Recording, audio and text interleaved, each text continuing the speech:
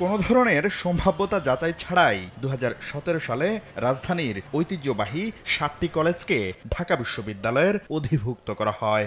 শিক্ষার মান উন্নয়নের কথা বলা হলেও এই প্রক্রিয়ায় সেশন জট সহ ভোগান্তি বাড়ে শিক্ষার্থীদের। সবশেষ শিক্ষার্থীদের আন্দোলন ও দাবির মুখে ঢাকা বিশ্ববিদ্যালয় থেকে আলাদা করা হয় ৭ কলেজকে। সিদ্ধান্ত হয় ঢাকা সেন্ট্রাল ইউনিভার্সিটি নামে নতুন বিশ্ববিদ্যালয় প্রতিষ্ঠার।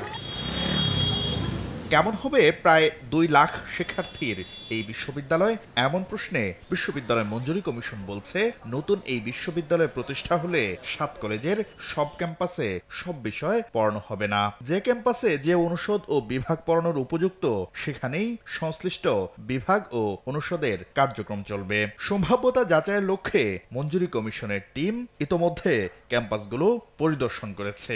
অ্যাডমিশনে খুব বেশি ছাত্র যাতে আমরা বেশি সিট আনবো না। এখানে ২-৩টে কলেজে যে ইনফ্রাস্ট্রাকচার এটা অত্যন্ত নাজুক অবস্থায় আছে। এটা মানে বিশ্ববিদ্যালয় হিসাবে কাজ করার মতো অবস্থায় নাই।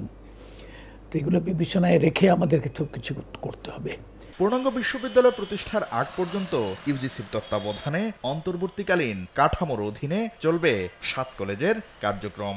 সমন্বয়কের দায়িত্ব পালন করবেন ৭ কলেজের একজন অধ্যক্ষ। থাকবেন ঢাকা বিশ্ববিদ্যালয়ের পরীক্ষা নিয়ন্ত্রক দফতর, ভর্তি দফতর, রেজিস্ট্রার দফতর ও হিসাব দফতরের প্রতিনিধিরাও। ঢাকা বিশ্ববিদ্যালয় ছেড়ে দিছে, কিন্তু তারা একটা জিনিস কমিটমেন্ট করছে যে তারা দায়িত্বশীল আচরণ করবেন, অর্থাৎ এই যে লক্ষাধিক ছাত্র যারা আছে তাদেরকে তারা ছেড়ে দেবেন না, ফেলে দেবেন না। তাদের এই চলমান প্রক্রিয়াটা ওনারা চালিয়ে যাবেন। যেহেতু ঢাকা ইউনিভার্সিটি সার্টিফিকেট এখনো দিতে হবে যারা particularly those who are students, সেখানে ফরম্যাটটা কী হবে সেটা নিয়ে আমরা আলোচনা করব। নতুন এই সিদ্ধান্তে আশার আলো দেখছেন শিক্ষার্থীরা।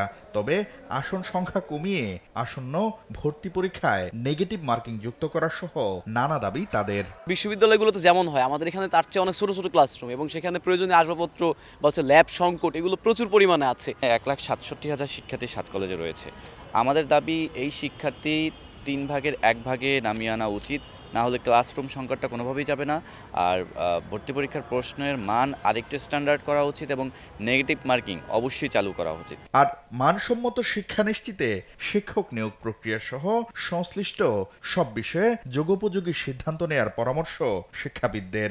কোনো একটা বিভাগ চালু করতে গেলে কমপক্ষে তার প্রয়োজনীয় যে সমস্ত শিক্ষক প্রয়োজন, লাইব্রেরি প্রয়োজন এবং গবেষণাগার প্রয়োজন, শ্রেণীকক্ষ প্রয়োজন, সেগুলো নিশ্চিত করে বিশ্ববিদ্যালয় এস্টাবলিশ করাটা অত্যন্ত জরুরি। তবে নতুন এই বিশ্ববিদ্যালয়ে অন্তর্ভুক্ত না হয়ে আলাদা বিশ্ববিদ্যালয় প্রতিষ্ঠার দাবি করে আসছে তিতুমীর কলেজের শিক্ষার্থীদের একটি অংশ। শাকির আহমেদ, সময় সংবাদ, ঢাকা।